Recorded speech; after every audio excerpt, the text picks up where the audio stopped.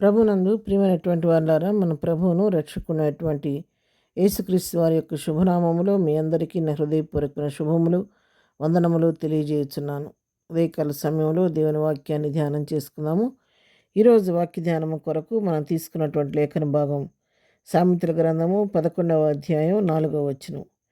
ఉగ్రత దినమందు ఆస్తి అక్కరకు రాదు, నీతి మరణము నుండి రక్షించును. దేవుని వాక్యం దీవించును గాక. రెండు మాటలు ఇక్కడ మనం చూస్తున్నాం. ఒకటి ఉగ్రత, రెండవది నీతి అనేది.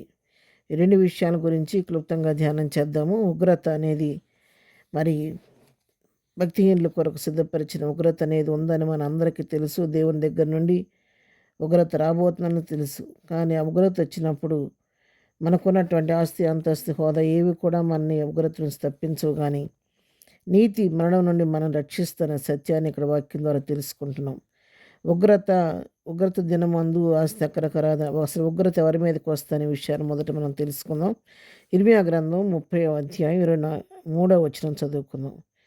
ఇదిగో యెహోవా మహోగ్రతయను పెనుగాలి బయలుదేరుచున్నది, అది గిరగిరా తిరుగు సుడిగాలి, అది దుష్టుల మీద పెళ్ళున దిగును.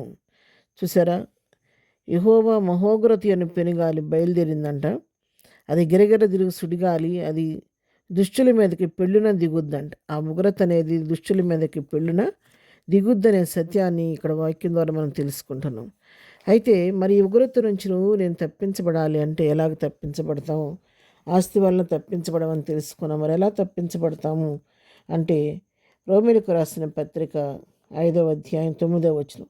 కాబట్టి ఆయన రక్తం వలన ఇప్పుడు నీతిమంతులముగా తీర్చబడి మరింత నిశ్చయముగా ఆయన ద్వారా ఉగ్రత నుండి రక్షింపబడదాము.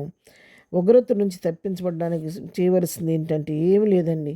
యేసు రక్తంలో మన పాపాలు కడుక్కుంటే మనం నీతిమంతులంగా తీర్చబడి ఉగ్రత నుంచి మనం రక్షించబడతాం.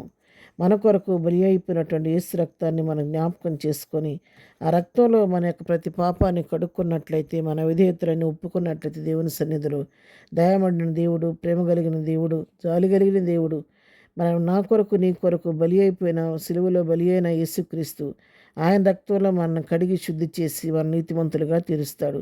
ఆయన నీతిమంతులుగా తీర్చబడటం ద్వారా నిశ్చయముగా ఉగ్రత నుండి మనం రక్షించబడతామనే సత్యాన్ని ఇక్కడ మనం చూస్తూ ఉన్నాము.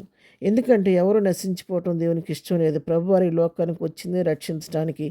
మన లోకాసు వార్త 19:10 వచ్చి ప్రకారం నశించిన దాన్ని వెతికి రక్షించటకు మనిషి కుమారుడు ఈ లోకానికి వచ్చి, యేసు ప్రభు వారి లోకానికి వచ్చిందే నశించిపోతున్న వారిని రక్షించడానికే. కానీ ఉగ్రత పాలు చేయటం ఆయనకి ఇష్టం లేదు. అందరూ కూడా రక్షించబడాలని ప్రభు కోరుకుంటూ ఉన్నాడు. తెస్సలోనికీయులకు రాసిన మొదటి పత్రిక 5వ అధ్యాయం 9వ వచనం కూడా మనం చదువుకుంటే, ఎందుకనగా మన ప్రభు అయిన యేసుక్రీస్తు ద్వారా రక్షణ పొందుటకే దేవుడు మనల్ని నియమించను కానీ ఉగ్రత పాలగుటకు నియమింపలేదు. మనం రక్షణ పొందటానికే దేవుడు మనల్ని నన్ను సిద్ధపరచుకున్నాడు కానీ ఉగ్రత పాలవుటకు అని సిద్ధపరచలేదు. కాబట్టి దుష్టుల మీదకు పెళ్ళును దిగే ఉగ్రత నుండి నేను తప్పించబడాలంటే మన ఆస్తి, అంతస్తు, హోదా, ఐశ్వర్యం ఏది అడ్డురాదు. కానీ కేవలం దేవుని నీతి వల్ల మాత్రం మనం రక్షించబడతామన్న సత్యాన్ని తెలుసుకొని ఆ రక్తంలో కడగబడి నీతిమంతులుగా తీర్చబడితే అటు ఉగ్రత నుంచి నేను తప్పించబడతాం. కరోనా టైంలో ఎంతో గొప్ప గొప్ప ఐశ్వర్యవంతులు సైతం ప్రాణాలు కోల్పోయారండి. వాళ్ళ దగ్గర డబ్బు లేక కాదు, కానీ ఆస్తి ఉంది, ఐశ్వర్యం అన్నీ ఉన్నాయి, కానీ దేవుని కృప లేక, సమయం లేక వాళ్ళు గతించిపోయారు.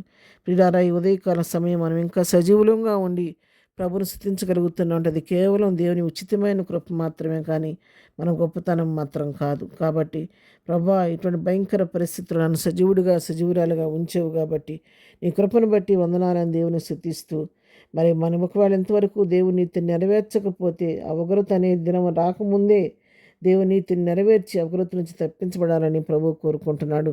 ఆ విధంగా మనము, మన కుటుంబాలు దేవుని నీతిని నెరవేర్చి ఆయన రక్తాలు మన పాపాలు కడుక్కొని నీతివంతులుగా తీర్చబడి ఉగ్రత నుంచి తప్పించబడదాం.